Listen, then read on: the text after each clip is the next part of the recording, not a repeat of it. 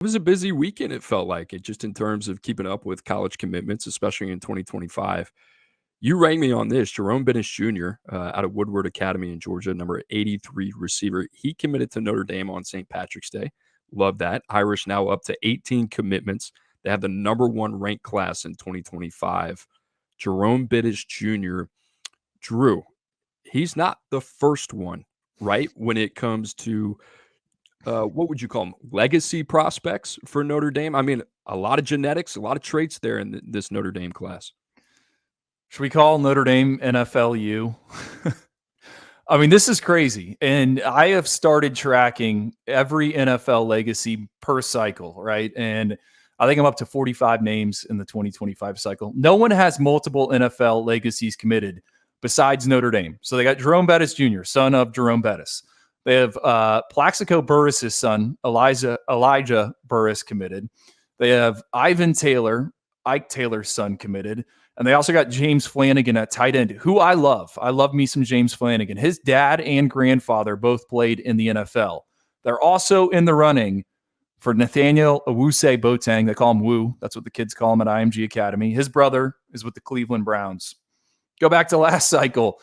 They got Bryce Young, son of Bryant Young, Hall of Fame pass rusher, and Kennedy Urlacher, son of Brian Urlacher. It just seems like they just collect these NFL legacies. I love it.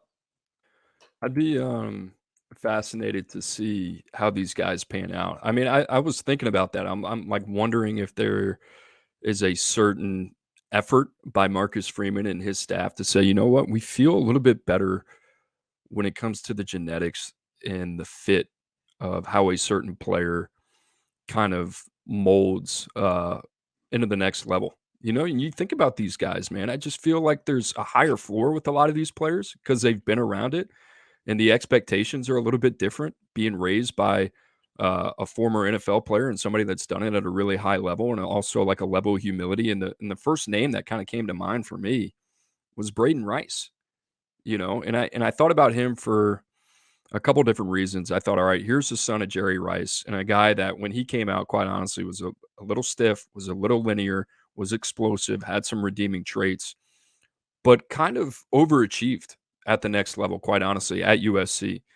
And I think is going to have a good chance to maybe go in that early day 3 range in this year's upcoming NFL draft. But I think about that a little bit because it's like, all right, these guys, they have a pros mentality, you know, not to be punny or anything like that, but the way that these guys approach the game, and yes, it's a case by case. Not all of them are created equally, but you wonder with Notre Dame, like you go back and you watch Jerome Bettis Jr., the tape didn't really pop for me. Two-way player, good player, high floor. You watch the combine tape and it's like, I don't think one ball hit the ground. You know, you see the way that he moves a little bit. You see the way that he competes. Yes, he is what he is. He might have some deficiencies, but I mean, that guy's a winnable player. A guy that ultimately at the end of the day is going to be a good program player. And I think, you know, outside of guys like Ivan Taylor Jr., who are just, you know, I think those guys are needle movers. Like, I don't know if you can really go wrong with some of these guys that they've taken. So I don't know if it's all right.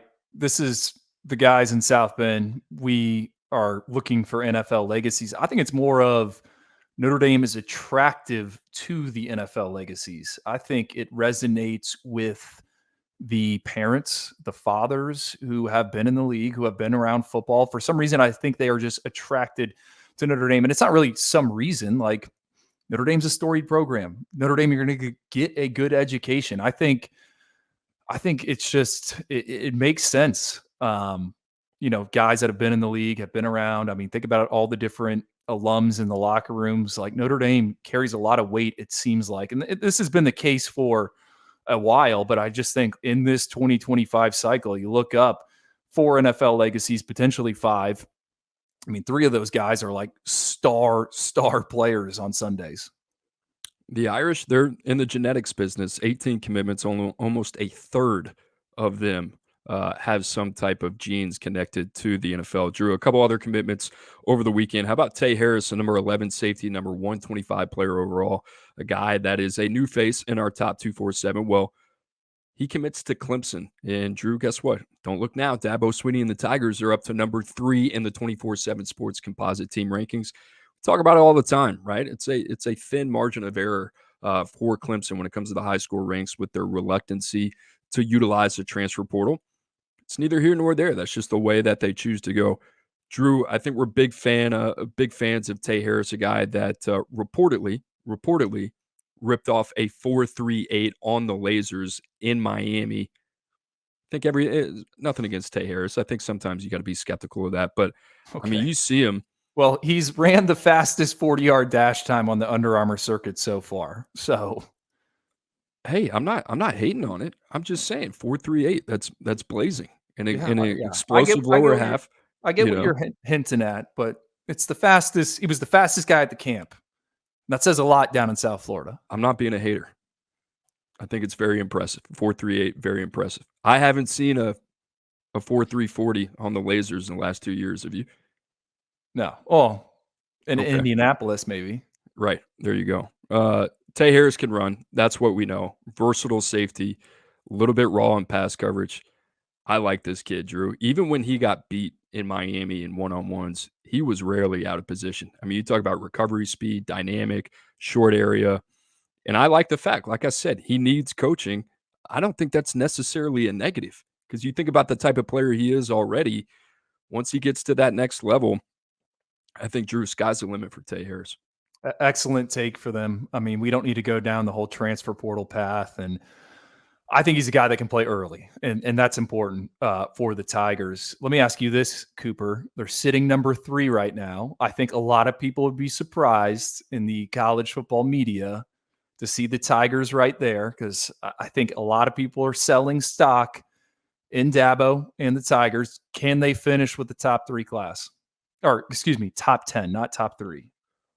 Top 10 class. Yeah, I think that's doable. They have 11 commits. I think the other thing about Notre Dame we need to mention, they're up to 18, right? I think if you look at the rest of the top 10, nobody has more than 11, which would be Clemson and Penn State. So you look at Clemson, 10 4-stars, only 1 3-star. Isaiah Campbell, Amari Adams, Ari Watford, uh, Gideon Davidson, Braden Jacobs, Tay Harris, all guys in our top 247, not to mention Easton Ware as well. So, Drew, they've done a good job. I mean, you think about quality and quantity, it's not just one of those where they have, all right, they have, you know, 5 or 6 more guys committed than the next highest program. I think they've done a really good job in terms of seeking out quality. And you mentioned, I think you and I, if we had to put money on it right now, they'll probably end up with David Sanders too, right? And they're doing a good job with Josh Petty.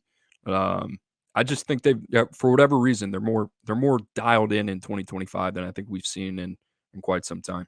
Well, you rattled off the guys in the top 247.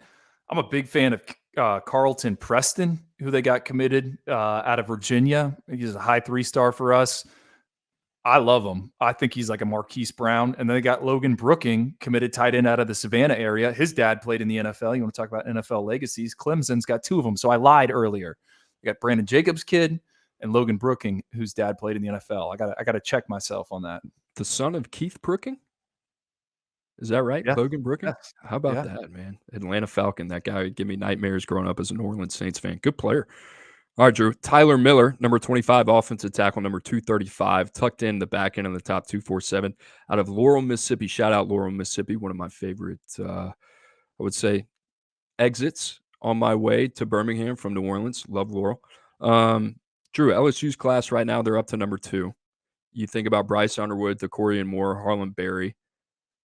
Tyler Miller now joins his class. We got to see him in Atlanta, and thank goodness we did because we know it's hard to find and typically get live exposure on Mississippi kids. But this kid, what did he check in? I think shade over 6'5", 315 pounds, broad chest, long arms, 35-inch plus. Drew, strong at the point of attack. I think has some foundational athleticism to kind of work with. When he gets his paws on you, it's over. I think the biggest thing is he athletic enough to kind of play out on the perimeter as a tackle? We'll see. I kind of see right tackle. If it doesn't work out there, I think you can move him inside a guard. I don't think it's going to be a problem at all. This is Brad Davis being Brad Davis, man, right? I mean, Tyler Miller, I think he was listed at like 6'8".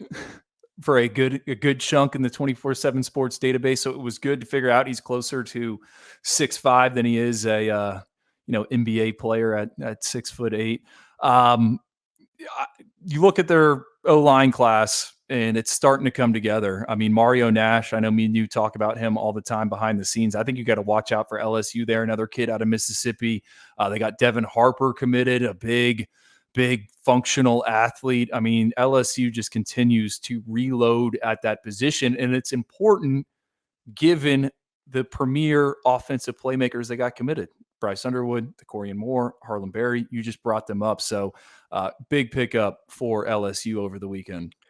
LSU, man, it just seems like every other year they got a special year when it comes to recruiting. That's kind of where they are right now. 2025 seems to be an ideal year for the Tigers. Decorian Moore going to be a name to watch. Certainly just came out with his top 4, Drew, even though he's committed. You have any thoughts on that?